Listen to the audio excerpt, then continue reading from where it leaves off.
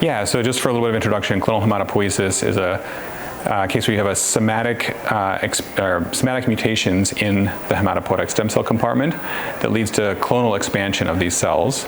And we know that patients with clonal hematopoiesis have an increased risk for MDS and AML, and also a number of other sort of adverse outcomes that are related to abnormal inflammation, so cardiovascular disease and other related diseases.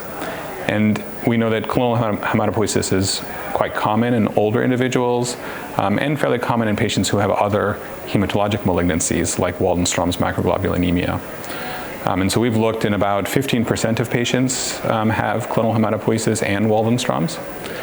And the thing we saw was that in patients with asymptomatic Waldenström, so IgM-MGUS or smoldering Waldenström's, we saw an increased risk and rate of progression for patients that all had concomitant clonal hematopoiesis.